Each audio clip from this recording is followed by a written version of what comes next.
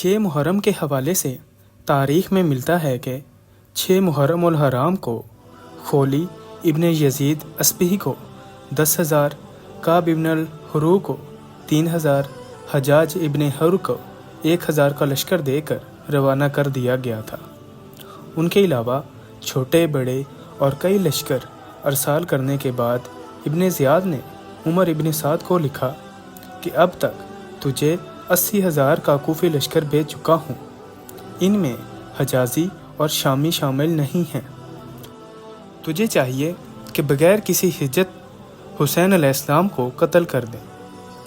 اسی تاریخ کو خولی نے ابن زیاد کے نام ایک خط ارسال کیا جس میں عمر ابن سعد کے لیے لکھا کہ یہ امام حسین علیہ السلام سے رات کو چھپ کر ملتا ہے اور ان سے بات چیت کیا کرتا ہے۔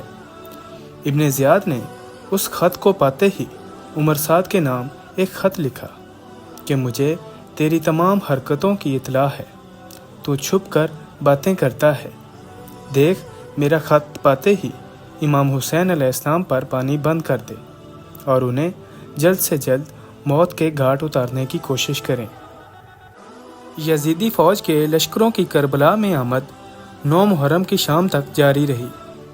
کوفہ کا منظر یہ تھا کہ باب کوفہ سے ایک لشکر برآمد ہوتا جو طبل جنگ اور دیگر آلات موسیقی بجاتا ہوا اور مختلف رنگوں کے جھنڈے اور مختلف قسموں کا اسلحہ لہراتا نکلتا، اور ابھی پوری طرح سے کوفہ سے برآمد بھی نہ ہوا ہوتا تھا کہ پیچھے پیچھے دوسرا لشکر برآمد ہو جاتا۔ کوفہ میں ہر طرف یزیدی فوج کی بھرتیاں کھلی ہوئی تھیں اور لوگوں کو جبراً اور مختلف اقسام کے لالچ دے کر فوج میں بھرتی کیا جا رہا تھا۔ لوہار ہتھیار بنانے اور انہیں تیز کرنے میں دن رات مصروف تھے۔ ایک کے بعد ایک لشکر کوفہ سے روانہ ہو رہا تھا۔ کوفہ سے جہاں مختلف قبائل کے جنگ آزما کر کربلا بھیجے جا رہے تھے، وہیں تاجر پیشہ ور اور دکاندار بھی فوجیوں کی ضروریات پوری کرنے کی غرض سے اپنا سامان اٹھائے کربلا کی طرف رواں دواں تھے۔ گھوڑوں کی نائلیں لگانے والے، تندوری اور کھانا پکانے والے طبیب، جراح، لوہار، ترخان اور دیگر اشیاء ضروریات فروخت کرنے والے شامل تھے۔ 6 محرم کی رات کو ابن سعد نے حضرت خزیمہ خزیمی، کچھ منابع میں ان کا نام شہداء کربلا میں شمار کیا گیا ہے، ابن زیاد کے ساتھ کربلا آئے تھے، لیکن پھر ابن زیاد کو چھوڑ کر امام کے ساتھ شامل ہو گئے۔ امام علیہ السلام کی طرف بھیجا تاکہ امام کے کربلا آنے کا سبب دریافت کیا جا سکے۔ حضرت خزیمہ امام کی خدمت میں تشریف لائے اور امام علیہ السلام کے کربلا آنے کا مقصد دریافت کیا۔ امام علیہ السلام نے فرمایا کہ تم لوگوں نے ہی تو خطوط لکھ کر ہمیں بلایا تھا۔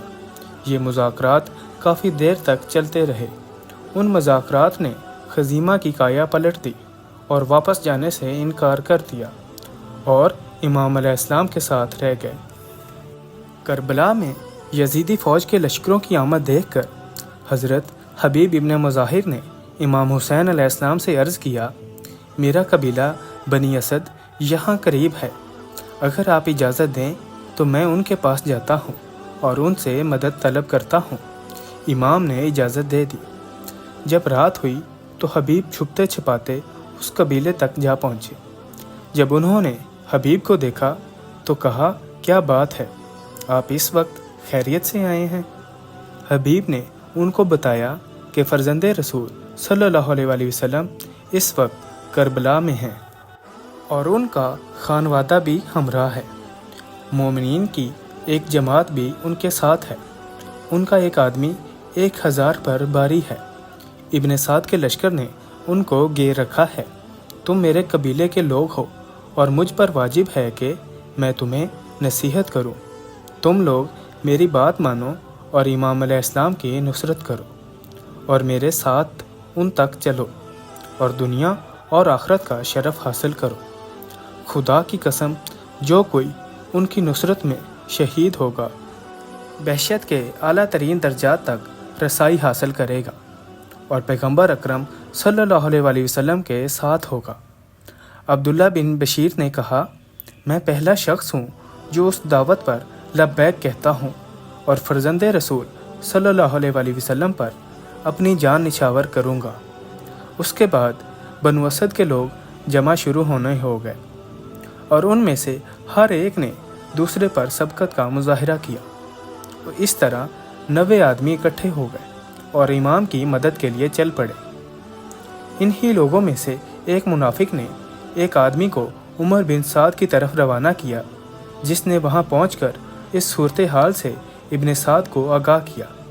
ابن سعد نے فوراً ارزق نامی شخص کی کمان میں 400 سواروں کا دست روانہ کیا کہ وہ بنو اسد کا راستہ روکیں۔